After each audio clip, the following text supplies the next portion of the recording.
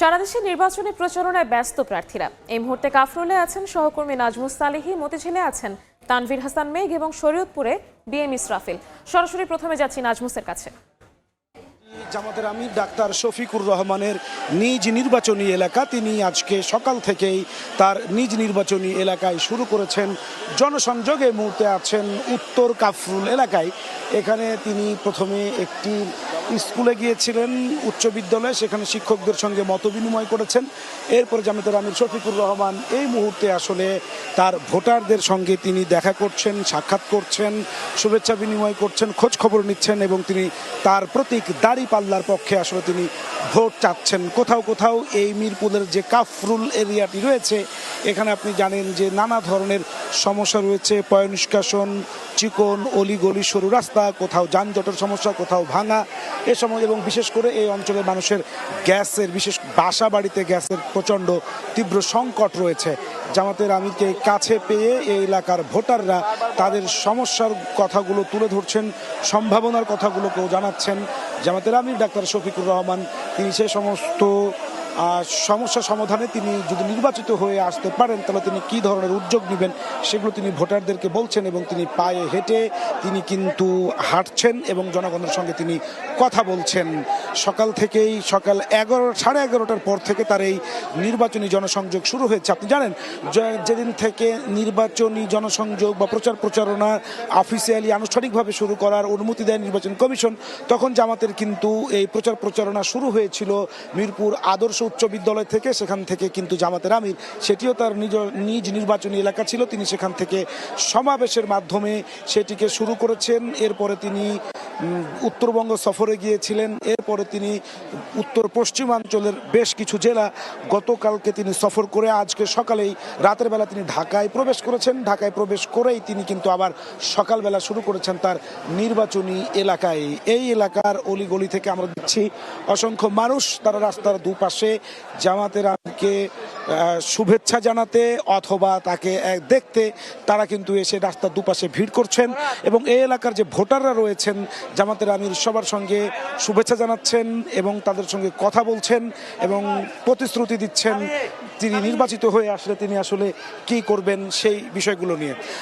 এখান থেকে তিনি শুরু করে পুরো তার নির্বাচনী এলাকার কাফরুলের এলাকাগুলো তিনি ঘুরবেন। ঘোরার পরে আজকে সন্ধ্যায় কিন্তু তার মহিলা সমাবেশ রয়েছে এবং কিন্তু হচ্ছে তার এই এলাকার যে আরও উন্নয়নমূলক কর্মসূচি তিনি কী কী নেবেন তিনি সেগুলো তুলে ধরবেন বিস্তারিতভাবে। এই ছিল কাফরুল এলাকা থেকে জামাত আমিরের নির্বাচনী জনসংযোগের সর্বশেষ খবর। নির্বাচনী জনসংযোগের খবর জানতে যাব মতিঝিল এলাকায়, সেখানে আছেন সহকর্মী তানভীর হাসান মেঘ। নির্বাচনের সময় যত ঘনিয়ে আসছে নির্বাচনের উত্তাপ কিন্তু ততই বাড়ছে। আমরা এই মুহূর্তে আছি রাজধানীর যে মতিঝিল এলাকায়, ঠিক মতিঝিল এলাকায় আমরা অবস্থান করছি। এখানে ঢাকা ৮ আসনের প্রার্থী যারা বিএনপি প্রার্থী যিনি মির্জা আব্বাস রয়েছেন, মির্জা আব্বাসের কিন্তু আজ কিন্তু যে গণজামায়াত, সেই গণজামায়াত কিন্তু আমরা লক্ষ্য করতে পারছি। মূলত এখানে একটি গণজামায়াত এবং মিছিলের আয়োজন করা হয়েছে এবং এই মিছিলের মাধ্যমে যে ঢাকা ৮ আসনের যে মনোনীত প্রার্থী অর্থাৎ বিএনপি প্রার্থী মির্জা আব্বাস, তিনি কিন্তু এখান থেকে আজ গণসংযোগ শুরু করবেন। এখানে মূলত যে গণজামায়াত মিছিলের কথা বারবার বলছিলাম, যে মূলত যে ব্রাদার্স ক্লাব মাঠের সামনে তারা এখন জড়ো হচ্ছেন এবং এটি শাপলা চত্বর, দৈনিক বাংলা, পুরানা পল্টন মোড়, মুক্তাঙ্গন, গোলাপশাহ মাজার এবং বঙ্গবাজার, হাইকোর্ট মাজার, প্রেস ক্লাব, তোপখানা, বিজয়নগর এবং নাইটেঙ্গেল বিএনপির কেন্দ্রীয় কার্যালয়ে এসে এই যে গণজামায়াতের যে মিছিল সেটি কিন্তু এসে কিন্তু সমাপ্ত হবে। এবং আমরা দেখছি যে এখানে এই গণসংযোগে তারা আমরা দেখছি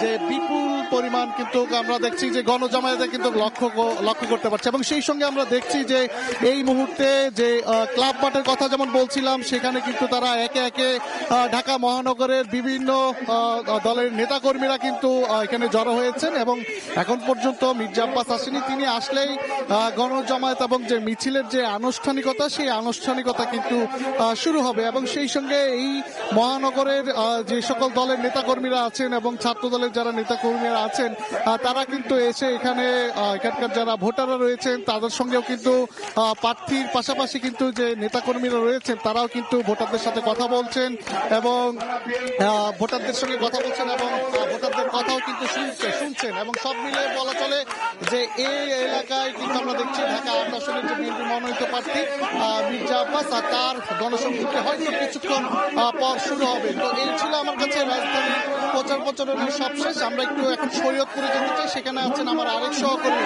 ইসরাফিল, আমরা তার কাছ থেকে সেখানকার বিস্তারিত জানতে চাই।